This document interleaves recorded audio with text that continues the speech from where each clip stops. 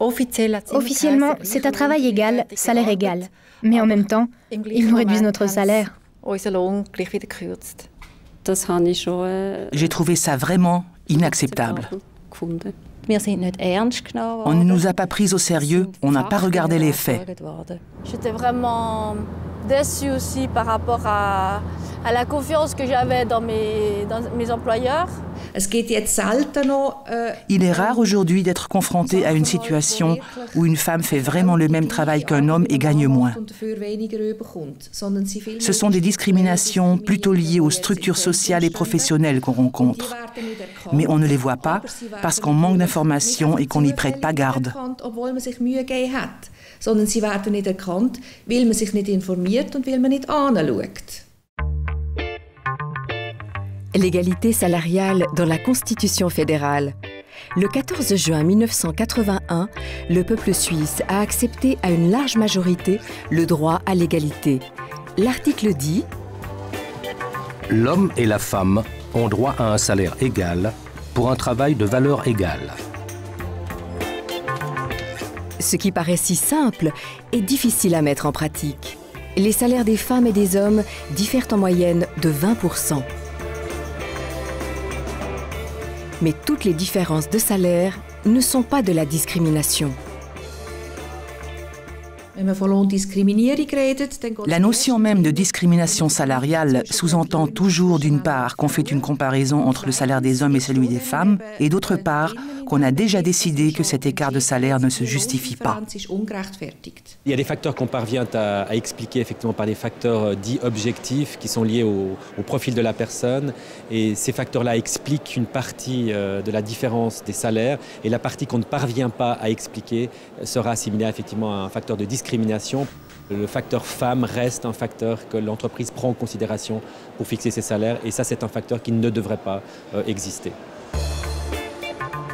Les facteurs de discrimination qui s'expliquent sont par exemple une différence de formation, l'expérience ou la position professionnelle.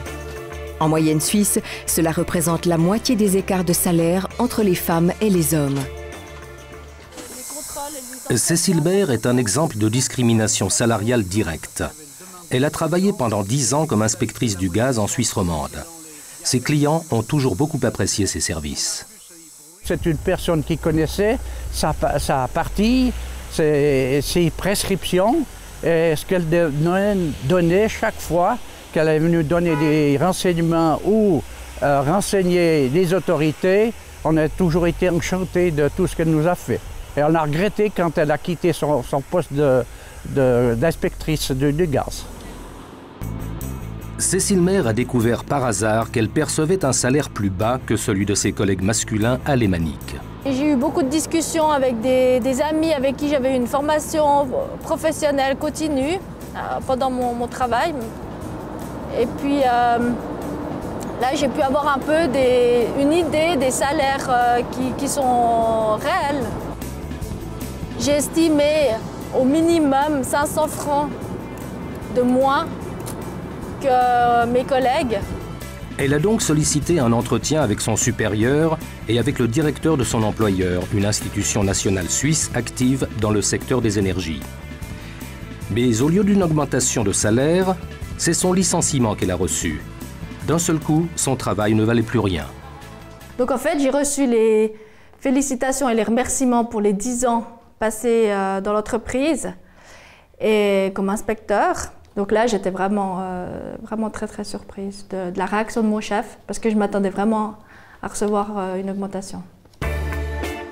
La loi de 1996 sur l'égalité entre hommes et femmes donne aux femmes le droit d'exiger le même salaire dans le futur et rétroactivement sur 5 ans. De plus, elle les protège contre le licenciement.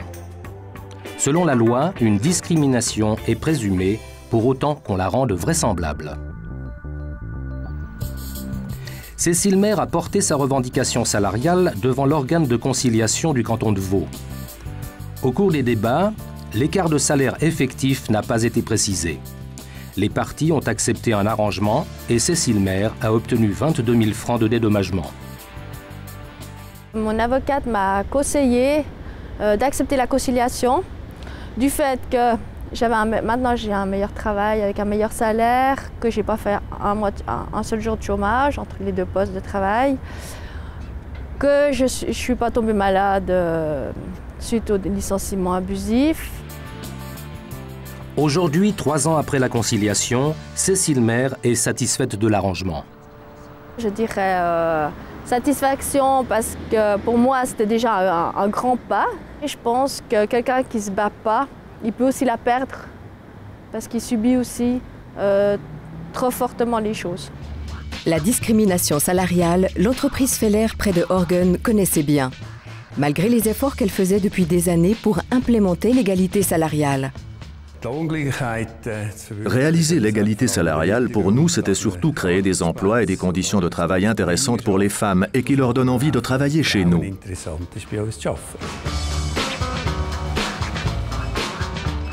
C'est pourquoi l'entreprise a fait analyser l'ensemble des salaires. Elle a dû constater que, malgré la bonne volonté, il y avait bien discrimination salariale de 7% en moyenne. On a aussi publié les conclusions. On les a montrées. Et le résultat ensuite, c'est que l'on a décidé de rehausser pendant un certain temps les salaires des femmes et des jeunes employés.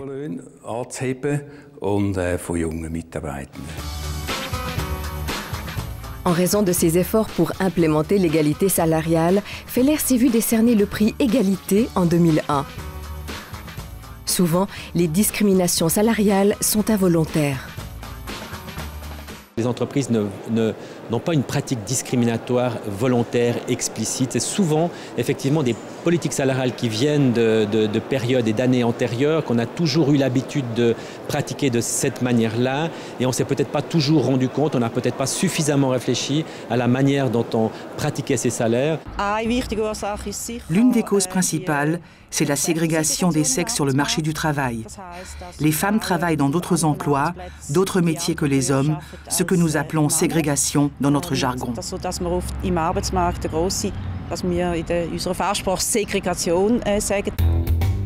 Cette réalité conduit à des discriminations salariales indirectes dont il faut d'abord prendre conscience. Ces 3 femmes exercent des métiers différents dans les hôpitaux de Zurich. Elles représentent le KOG, un groupe de coordination qui se bat depuis plus de 10 ans pour un salaire égal à travail égal. Je me suis sentie discriminée d'une part parce que nos salaires étaient à plusieurs échelons ou classes au-dessous de ceux de nos collègues également enseignants, et d'autre part parce que, lors de l'évaluation de l'emploi, j'ai appris que les activités typiquement féminines, comme les soins et autres, avaient moins de valeur.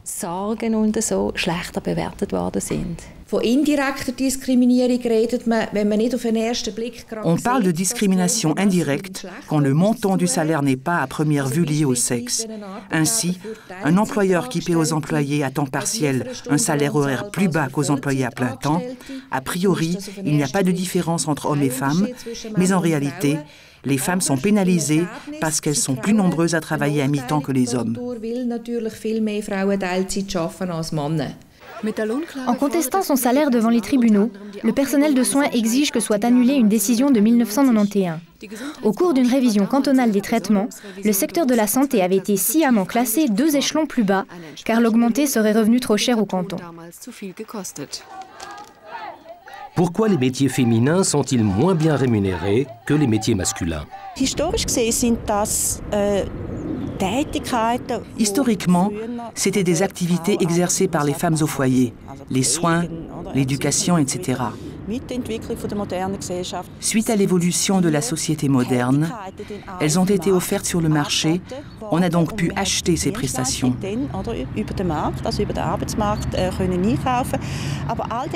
Mais on continue de les considérer comme des activités de femmes au foyer. Il faudrait les réévaluer culturellement. Je crois que c'est un point important et là, c'est aussi le rôle des politiques. Bien que la révision des salaires ait relevé les exigences imposées au personnel de soins comme aux policiers, le gouvernement zurichois, leur employeur, a classé les métiers féminins plus bas sur l'échelle salariale. Comme le dit Verena Diener, nous devons d'abord faire une analyse, je ne veux pas anticiper, et par ailleurs, il faut faire les comptes.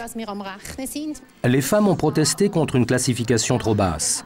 En intentant 47 actions individuelles et 5 actions collectives, elles ont exigé l'égalité salariale devant les tribunaux. J'avais imaginé que s'il y a une loi, tout le monde devait s'y tenir automatiquement. Mais ce n'est pas comme ça, car si personne ne porte plainte, eh bien, il ne se passe rien. Et ça veut dire qu'il faut faire valoir son droit, l'exiger. Officiellement, ils affirment qu'ils comprennent nos revendications et veulent en tenir compte. Mais quand il s'agit de fixer le salaire, ce qu'ils regardent en premier, c'est leurs finances et les avantages déjà acquis. Ils trouvent que si les femmes reçoivent un petit supplément, elles devraient s'en contenter. Toujours ces vieux clichés qui reviennent.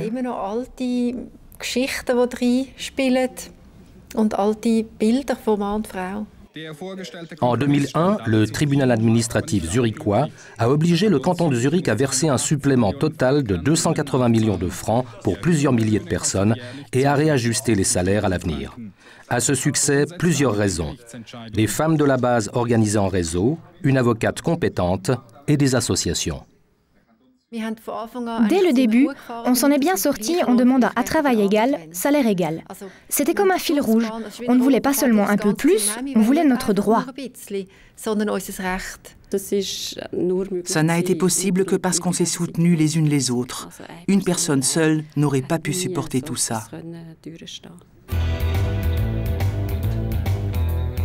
Tous les ans, pour les femmes, c'est un manque à gagner de 10 millions de francs que les employeurs publics et privés économisent sur leur dos.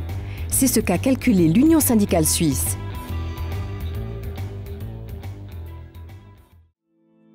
C'est pourquoi l'Union syndicale suisse a installé un calculateur de salaire sur son site internet.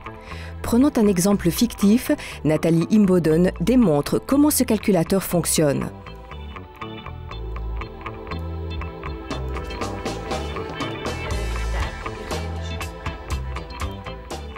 Le calculateur de salaire est très fiable. Il contient près d'un demi-million de données recueillies auprès des entreprises suisses. 40 secteurs sont représentés. En ce sens, on peut dire qu'il reflète la réalité suisse. Le résultat indique à combien se montent les salaires payés aux hommes et aux femmes pour un même profil. Ces écarts de salaire, quand elles les voient comme ça, beaucoup de femmes sont presque choquées. Elles disent « c'est pas possible. Alors un homme gagnerait plus que moi ?» L'écho est énorme et ça montre que le tabou du salaire, on ne discute pas de salaire en Suisse, pèse encore dans le pays.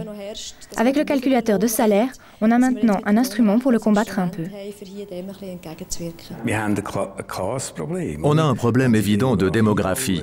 Nous serons obligés entre guillemets, d'employer davantage de femmes. Alors il faut créer des conditions cadres dans l'industrie qui rendent le travail attractif pour les femmes. Je suis persuadée que l'égalité salariale est possible. Il y a des outils qui, en partant des exigences posées par un métier, permettent une évaluation. Ils existent, ces instruments. C'est juste une question de volonté. Je crois que dans ce domaine, la justice absolue n'existe pas, mais qu'on peut rééquilibrer les choses pour que les écarts ne soient pas aussi énormes que ceux qui existent aujourd'hui entre les hommes et les femmes. Je crois qu'il faut évidemment insister sur le fait que les femmes doivent mieux pouvoir concilier vie familiale et vie professionnelle parce que le fait d'interrompre sa carrière a encore aujourd'hui beaucoup de conséquences sur le marché du travail. C'est 2 ans, 3 ans, 4 ans où on est en dehors du marché et pendant ces années-là, il n'y a pas d'expérience accumulée, on va perdre de l'ancienneté et c'est des facteurs qui vont avoir des effets sur les inégalités. Je suis persuadée que l'égalité salariale est possible à long terme, qu'elle doit être possible.